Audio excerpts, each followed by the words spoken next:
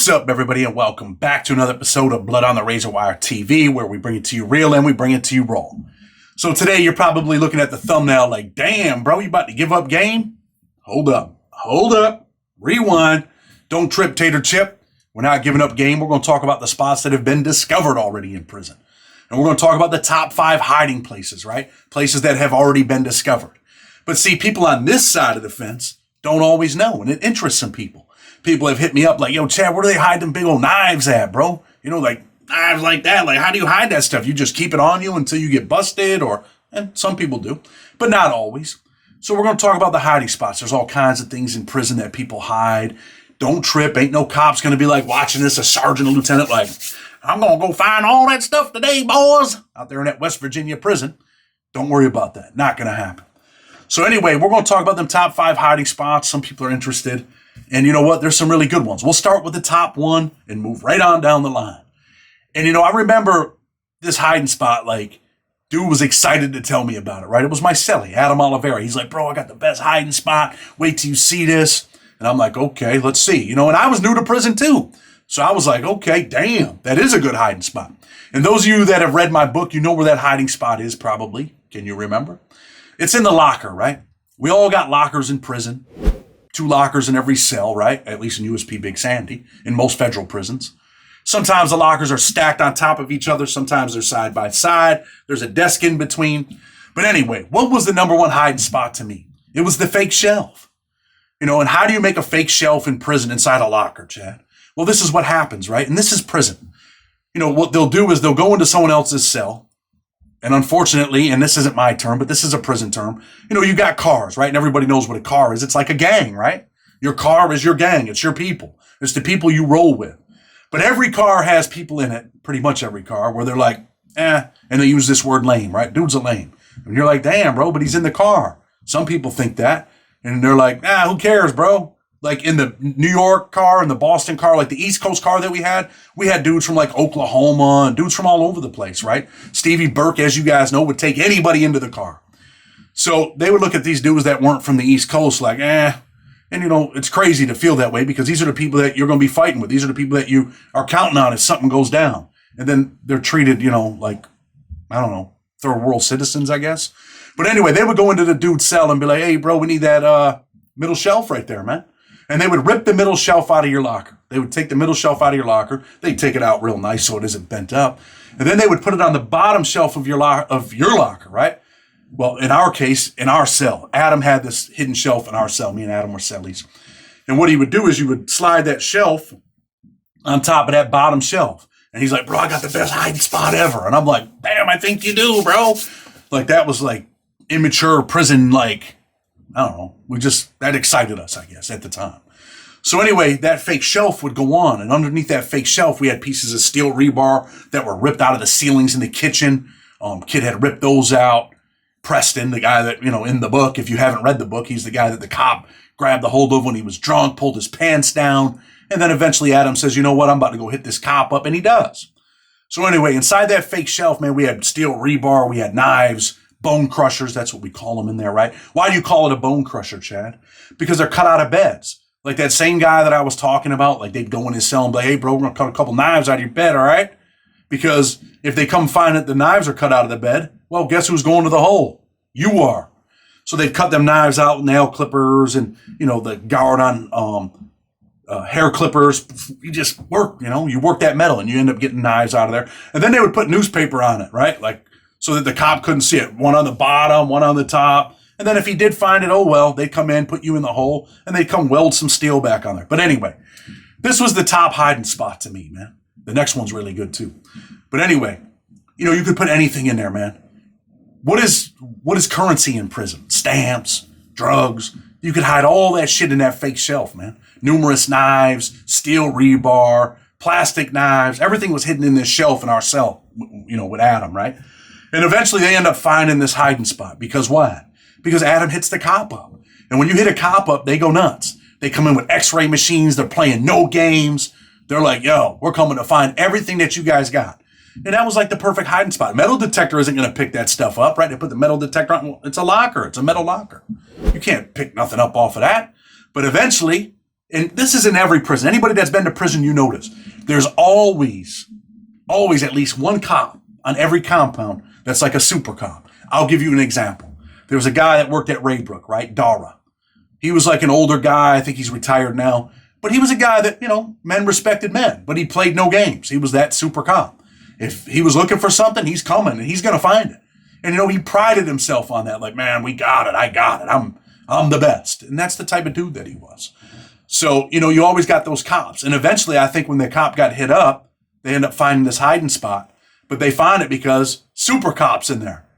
And, they start touching stuff, and he probably notices, damn, oh, the shelf moves. Oh, pulls it up. Me, I used to have problems getting it. So I'd use the old prison comb, stick it in there, pop that joker open, and pull out whatever we needed to pull out of that hiding spot. So to me, that was the number one hiding spot in federal prison, man. And I guess probably in state prison too, right? That was the number one spot that I thought was like, man, they're never going to find this shit, ever.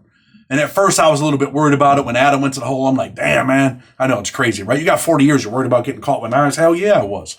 Because around that time, they were starting to take people back to court, and I had an appeal, and I didn't want to, win the appeal and then end up with a whole new bid, right? Maybe the ACCA me for a prison weapon, whatever. Mandatory 15 years. What? 15 years for a prison weapon? Yeah, they do it. They have done it. I've seen a guy, and I'm just worked on his case where he got caught with suboxone and they career him. But anyway, and they hide that stuff in there too. What's the next best hiding spot, Chad? This is one that I had to debate whether or not this should be number one or number two, right? So I went with the shelf, but this is number two, but it's a close number two. Peanut butter jar. What? They hide stuff in peanut butter? Yeah, they do that too. But this spot's so much better than just hiding stuff in peanut butter. And they ended up finding this in Lee County, right? One of the homeboys had this and they found it. You take a peanut butter jar, clean it out, you cut the hole out of the bottom, so now you got the opening and you got the back, right? And what do you do with that? How do you hide something in there? They'll definitely find that. No, this becomes a fake pipe. This goes right in, you melt it a little bit, you stretch it out, right? This goes right into your toilet, man. Right into your toilet. You push it right into the toilet down there. You tie dental floss. They used to sell dental floss back then. Or string. You want some good string. And you would tie your knives to that thing. You tie your knives. You can put 4 or 5 knives in your toilet like that. You put the peanut butter jar down into the chute. You tie the knives on there. When you flush them, they go down. They're down sitting in the pipe. And you can continue. You can continue to use the bathroom. No problem. Take a piss. You can defecate in there. You can flush toilet paper down there. Maybe once in a while some toilet paper might get caught on the knife, but eventually it goes down. It's cheap ass toilet paper anyway, man. It rips like nothing. But that was the number 2 hiding spot, man. They ended up finding that in USP Lee. Like I said, one of the homeboys had it in there, had 4 or 5 knives in there. Some people that were at USP Lee, you might remember when this happened. The kid goes crazy in the unit, starts stabbing people. They go in there. They hit him up with the bean bags. He's hiding underneath the bed. He's screaming, "You can't get me, copper!" And one of the cops that went in there was one of the cops that picked me up. He actually tagged me a couple times. I'm going to mention his name. Stapleton, USP Lee. Stapleton went in there and gunned this guy down with a beanbag gun, right? Boom, boom. And after that, man, it was like a massive search at USP Lee. They go around, they search everything, they lock everything down, and they start searching. And somehow, they check the toilet. But they used to check toilets because sometimes people would put a knife in there, try to just stick it in there without a peanut butter jar, and they'd come up. Be like, damn, I've hit a knife before in the toilet and seen it come up. Like, oh, shit. And I was like, oh, I ain't doing that no more. And then when I found out about the peanut butter jar thing from one of the homies, I was like, and this is from a Boston dude, put me on, told me, what it was and how to do it. And that's what we did. That's what we did with the knives over there. You would hide them like that. But, it's not just about weapons in prison, man. What happens in prison is this, right? People always look for a way to escape. There's always an escape in prison. And back then, one of the ways to escape was what? Hooch, alcohol, right? People get drunk in prison. Make no mistakes. And when people get drunk, bad things seem to happen. Always. In every prison, man, there's always a murder, man, over getting drunk, over alcohol. Not every day. But, most of the time I've seen things happen, it's always been over alcohol. Lee County. I remember when dude got murdered there. The warden came in, went to every unit, just letting you guys know, this is Warden O'Brien, someone that many people would say, including myself, was the best warden in the BOP, right? Him and Captain Wilson. Two of the best. Why do you say that, Chad? Because men respect men. That's why. Because them dudes treated people with respect. If you had something coming, you got it. If you didn't get it. And you can't never get mad about that, right? I like people that are consistent. Be the same every day. If you're an asshole, be an asshole every day. So anyway, dude gets murdered. They come in the unit. Says, man, guess what? No more sodas on the commissary. They used to sell orange juice there. No more orange juice. All that stuff's over with. It's out of here. We're getting rid of wine. And then they started doing this maintenance pay thing, right? And some of you that have been to federal prison know what maintenance pay is.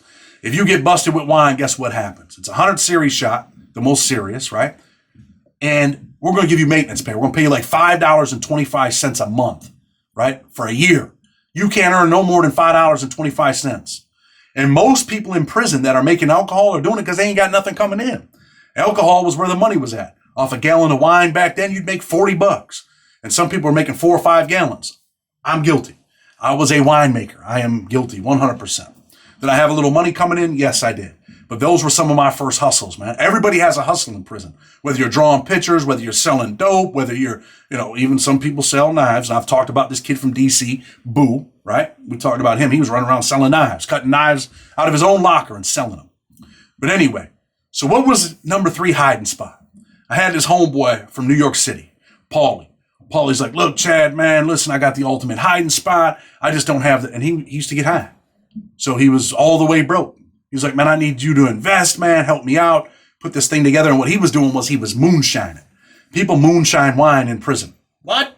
Yeah, absolutely crazy, right? They hook wires to the light. They rip the socket out. And if you haven't read my book, you should read it because I talk about this with Red.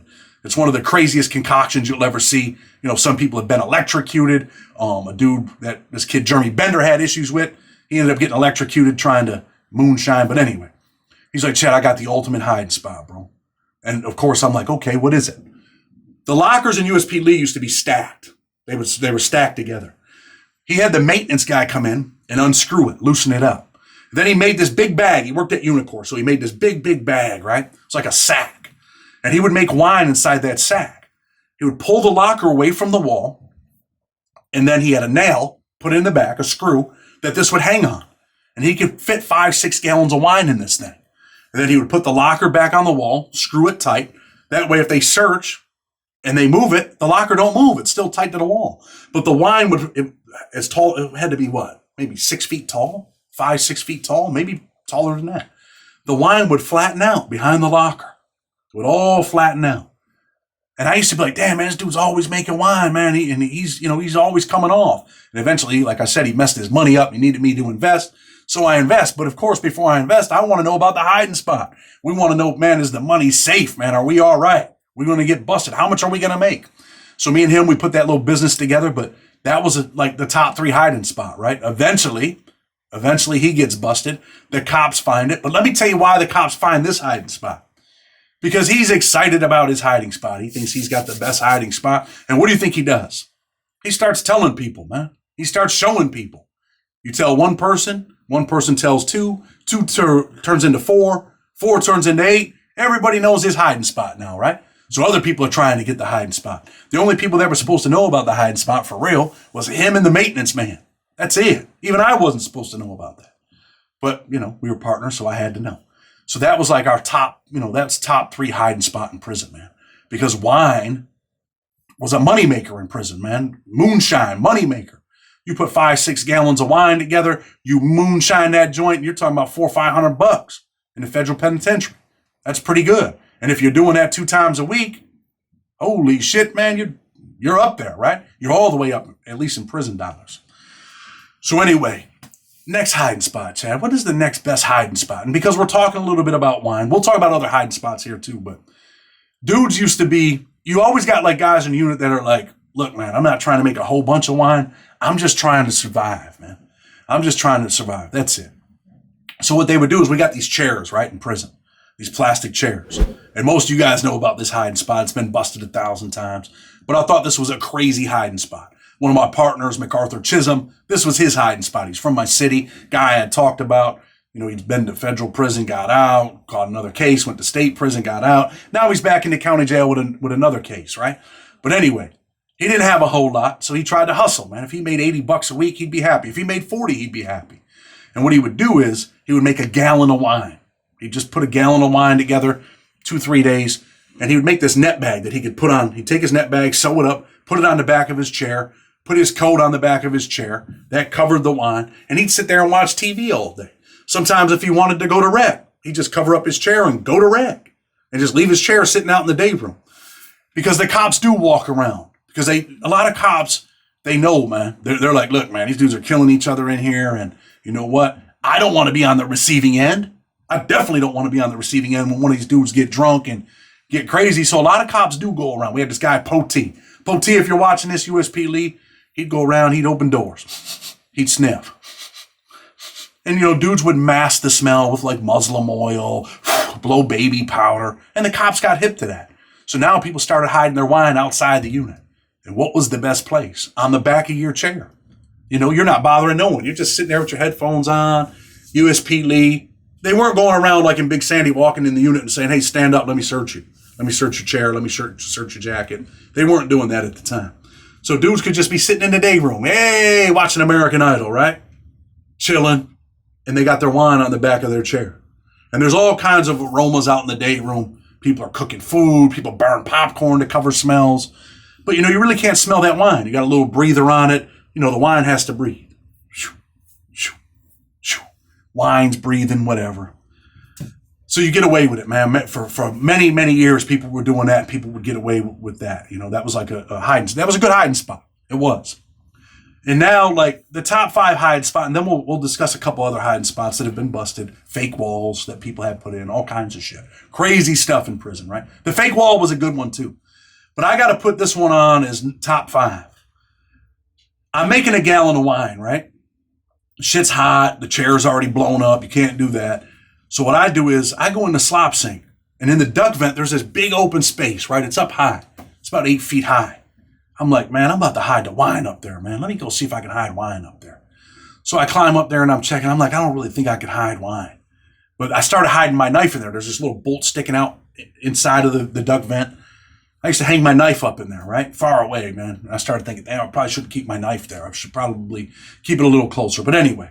And then I'm like, damn, man, I'm making a gallon of wine. I got to hide this shit somewhere. So I put it in the duct vent. I'm like, man, I can fit a gallon of wine in here. So I got it up there. It's working out good. I come off, take it in my cell. When I say come off, we're ready to, you know, sell the wine. We turn that water into wine. Then one day I put it up there and it falls. I go the next day to check my wine. I'm like, damn, someone stole my shit, man. My wine's gone. I'm like, damn, I don't know that it fell. I'm thinking someone stole my wine. I'm pissed off. The next day I go in there, the wine had blew up in the bag, right? It had blew up because when it had fell, it actually fell into the duct vent. It started to blow up. There was no breather. The breather must have got clamped. And it busted the whole duct vent out. And I'm like, holy shit. I open it up. I get my wine out of there. I take it upstairs. And I'm like, man, what can I do with that duct vent? And eventually what I say is, you know what? I need a can of paint. I bend the duct vent back. And what we do now is we put tape on it. We paint it. Me and my boy Chiz, that was my partner. And I'm like, yo, bro, we could put 10 gallons of wine in there, bro. We could make all kinds of money. And that's what we did. We started opening up the duct. We open up the duct vent. We make the wine. We put it in the duct vent. We bend it back. We get a can of paint. We had a can of paint from maintenance. We put tape on it, right? And then we just paint the tape every time. Every time. It's breathing in there. The cops can't get in there. They can't get in there with a flashlight and look down in there because you can't. You can reach your arm in there, but the wine's all the way down at the bottom. And then 3 days later, we got a nice breather on there so it's not blowing up. 3 days later, we go in there. Got a lookout. We bend the duct vent back. We open up the duct vent, take the wine out, put it back, put a whole new batch in there, put the tape on there, paint that joker up, and we're good to go. So now, how do you think we get busted? How do you think we lose that spot? This is in USP Lee, right? We get busted because guess what? When you make wine, dudes that have been in prison, sometimes, a lot of times, you always eventually have a problem, right? Eventually you have a problem. Something happened with the breather. The breather stopped working. We get locked down. We're locked down for like a week. The breather gets stuck. Duct vent blows out because of the wine. They're in there searching. They open up the slop sink to look around. And they see that the duct vent is blown out. The tape couldn't hold it all in. And that's how that spot ends up getting busted and we lose that. So those are kind of like my top 5 hiding spots while I was in federal prison. What other hiding spots are there, Chad? These are spots like back in the day, man, everybody hid their knife in their mattress, right? Then they started coming around with metal detectors, checking them. A lot of cops are lazy. You're usually not going to get busted by hiding your knife in your mattress unless they're actually looking for it. Unless they're actually like you get a super cop and he comes in, or they start coming in with a metal detector. If you got metal, you can always hide plexiglass knives in there. Don't worry, there's a message to the story, man. Hold on. They also started building fake walls, man. Dudes would build like fake walls, on the bottom underneath the bed. They would build fake walls in there, have maintenance come in there. Sometimes they would take, I've seen dudes chip away the concrete. I've seen dudes chip away the concrete behind the mirrors. That got busted. I want to say that was in Raybrook where that spot got busted. But I also had another great hiding spot, man, in prison. And it was, you could have 360 sodas under your bed. That's what would fit under your bed, right? So I would put all the sodas all around. But in the middle of the bed, I would keep the wine in there, maybe 2-3 gallons of wine in there. I wouldn't have sodas there, but sodas would be all around it, right? And then we would put the wine in there in that spot where there'd be 4 6-packs. We'd put the wine in there, put a breather on it, put a piece of cardboard on it, and then we would stack sodas on top of that. And that was like an excellent spot. And in all honesty, we got busted because the shit blew up. There was wine everywhere one night. It was the night of the MTV Music Awards. Honestly, I'm not a big drinker. I got drunk watching MTV Music Awards, fell asleep in there, man, woke up with Sweet Sue chicken was stuck to me. I went in there and ate at night and ended up puking everywhere. Wild story. The wine ends up busting. A lot of times, sometimes the breather would get clamped up under there. It'd start going up and the sodas be pushing it back down. The wine busted. Remember the cops coming at like 5 a.m. Wine's all underneath the door. You guys step out. And that's how they ended up finding that spot. But anyway, man, there's all kinds of hiding spots in prison, right? But what is the message, man? What is the message? The message is, man, you don't want to be in prison, having to hide knives. You don't want to be in prison having to carry a knife. And you don't want to be in prison around a bunch of dudes that are getting drunk because violence always erupts. Violence always erupts in prison, especially when people get drunk. When you might go to the club or some dudes might go to the bar. Dudes get, beer muscles. Man, what are you looking at? You think that shit don't happen in prison? Why are you grilling me? I mean, back then that's what we used, right? That was the word. Why are you grilling me, man? What's up, man? What do you mean, what's up, bro? And then things start. Those of you that have read the book, you see what happened with the dude in our unit. When he gets drunk, he starts throwing around the N-word. What's going to happen? There's going to be a riot.